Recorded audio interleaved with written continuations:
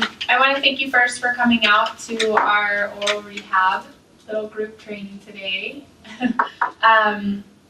We've already done introductions. You know that we've been here, and this is our third week in training. So we'll skip the introduction part.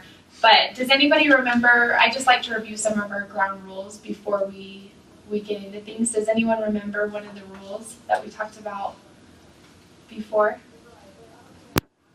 I just remember that we talked about that this is a safe place, and that for those of us who have a hearing loss and our frequent communication partners, that it's okay that we have these problems and these are real problems, so we should be open and discuss them.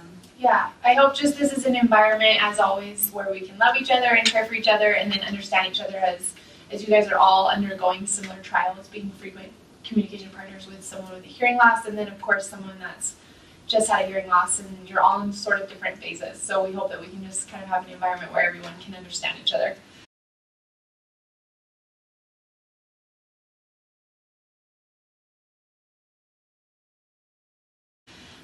Did you guys have any situations this week that were maybe struggles for you in regards to your hearing loss? For me and my roommates, we went out to dinner this week, and I had a hard time feeling like a part of the group because it was loud and I couldn't understand what was going on. So it's just a difficult situation where I felt isolated. Okay. Were you able to employ any like the environmental tailoring things that we spoke about last time?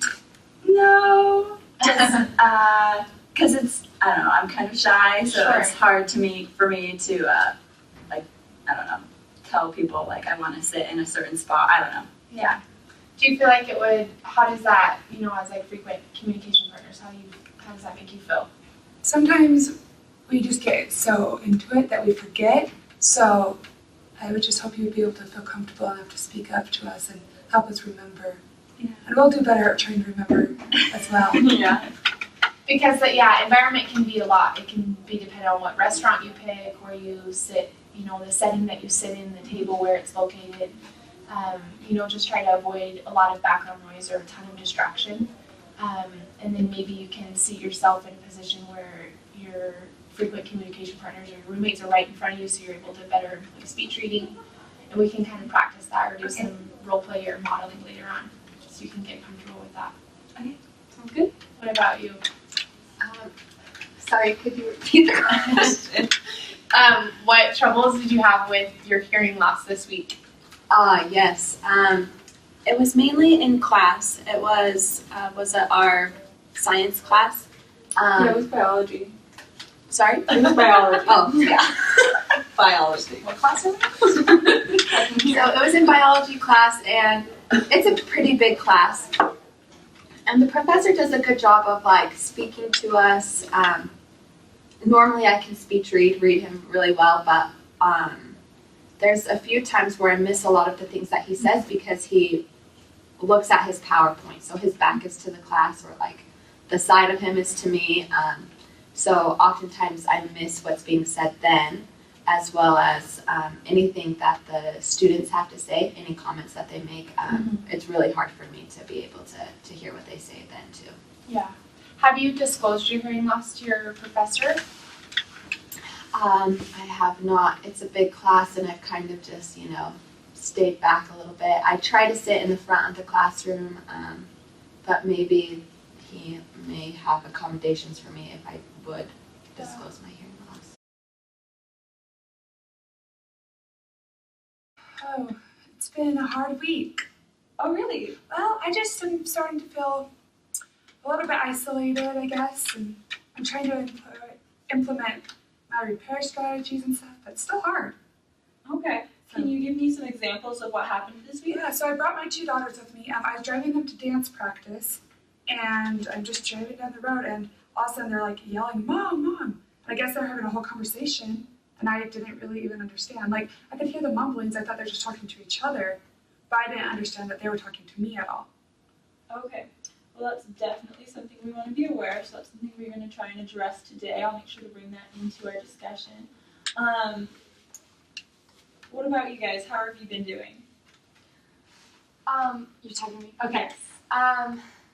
It's been kind of tricky. So, like we were talking about last week, I have a little newborn, and so I'm up all night, and I'm super tired.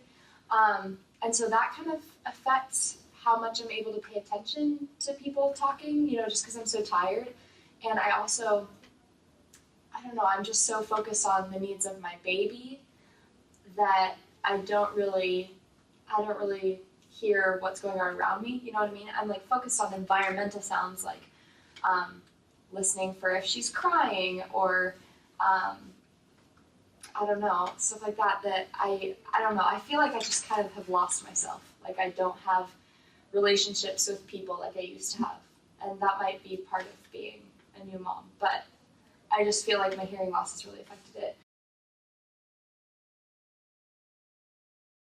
Do you think we could maybe practice if you wanted to disclose? Maybe we do like a role play right now. Yeah, that would be good for me probably. Okay. Maren, do you want to be the professor? Sure. And then you can just practice how you might disclose that. So that when you're in the setting, next week you can practice that and feel more comfortable. Yeah, okay, that's good. Hi, Dr. Kimball. How are you today? Oh, I'm great. How are you? I'm also great. I really enjoyed this class, and How is best to disclose my hearing loss? I don't know. Just say, I've enjoyed your class and I have a hearing loss, so I can't hear some of the things you teach me. I'd enjoy it more if I knew what you're saying. Yeah, Sorry, I understand. understand the material. I would enjoy it more if I knew what you were saying. Yeah, okay. I think And that's probably not good. just from my opinion in working with other clients, I think just being able to just be straightforward on what your needs are. Professors are very willing to accommodate and help, and you might find that as you disclose your hearing loss, there's a lot of resources out there that maybe you weren't aware of Okay. that people can educate you on as you are confident and kind of share the struggle Okay. you're going through. Let's try this again. hi, Dr. Kimball. How are you today? I'm good. What was your name again? I have a huge class. Yes, you do. That is very true. My name's Aspen. Okay. Hi, Aspen. I am just here. I really love your class. I try to sit in the front so I can hear, but I actually have a hearing loss. And I was just wondering if there are any accommodations that we could talk about so I could hear better in your class, maybe the students' comments or everything that you say. I try my best to really focus, and actually my roommate is in the same class, so she's able to take helpful notes for me. But sometimes I feel like I still miss out on a lot of what is being taught. Okay, thank you so much for telling me. I'm really glad that you came because otherwise you'd spend the whole semester unable to hear. So, thank you for talking to me about it. What can I do?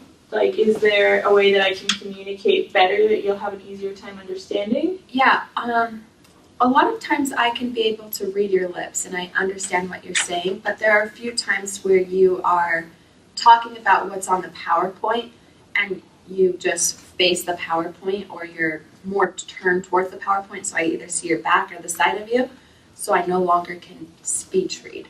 And so maybe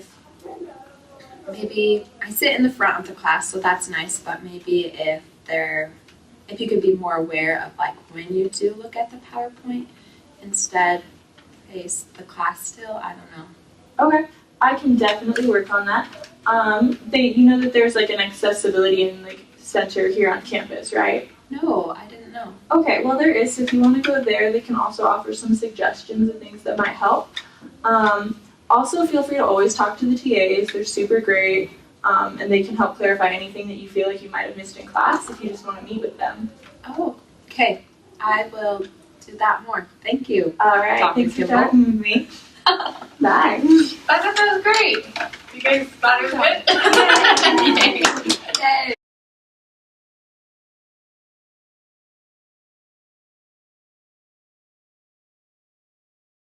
Try this out. So we're going to be driving in the car. You've got your steering wheel right there. Perfect. All right. So I'm going to be you guys. Hey, Mom. Hey, Mom. Mom.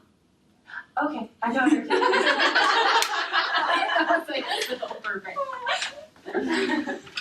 So just something like that. Repeating her name, speaking a little louder or clearer. If you're not in a car setting, in the car it's a little bit harder, but if you want to stand in front of her, then she'll, like, if you're in her line of sight, she'll have an easier time understanding that you want to communicate with her. Oh, okay. Thank you. Okay, great.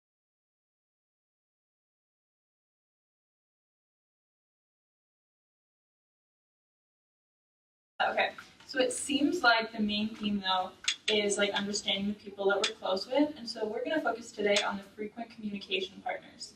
So you guys are the lucky ones here today. So what we're going to do to help your mom and your sister is we're going to focus on speaking clearly. We're going to face them so they can lip read, and we're going to, if they like ask any questions, just explain everything. Well, not with too many words. What you're going to do is repeat yourself and be patient. All of those environmental factors that are at play, which are going to be hard when you're driving in the car. But if they make sure to get your attention, then you should have an easier time knowing what's going on. So, Something Carissa said stuck out to me. She said she doesn't want to bother her mom. And I feel like from my perspective, like if Aspen really doesn't want to bother me with stuff, like I don't feel like it's a bother at all. If somebody wants to talk to me, I know that it takes a little bit extra effort to get me to understand, but I would rather somebody like bother me so that I can really connect with them. So I really feel like you don't need to worry about that at all. Because like I was saying, like I feel like sometimes I'm kind of losing myself and being isolated. So don't worry about being annoying, even if you have to tap their shoulder or to get their attention. yeah, thank you so much for pointing that out.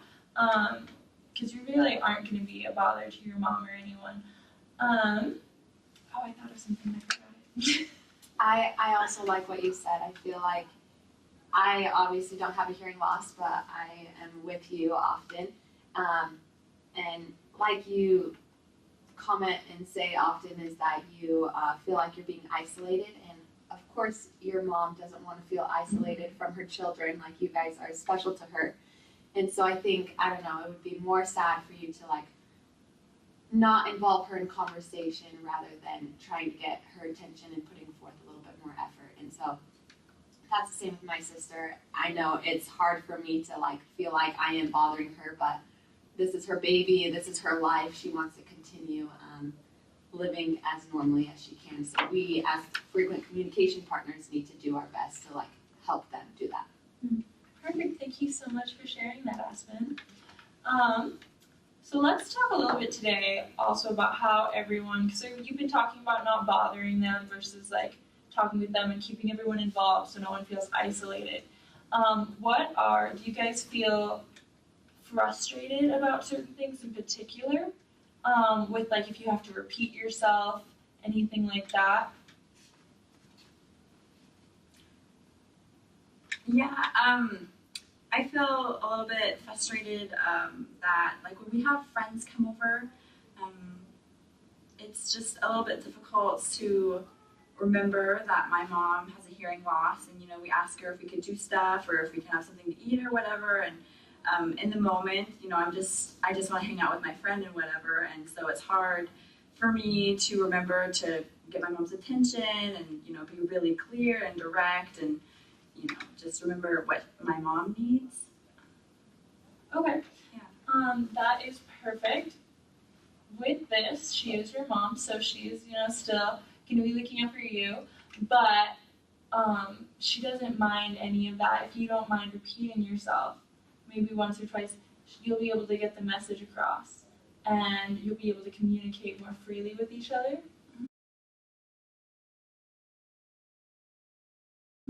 Yeah. Maybe we can just practice that at home. Sorry. Yeah. What did you say? Sorry. We can practice that. Mm-hmm. Like right now we're practicing it, but maybe at home next time we have A friends homework over. assignment. Yeah, that's we can perfect. practice it. That sounds great.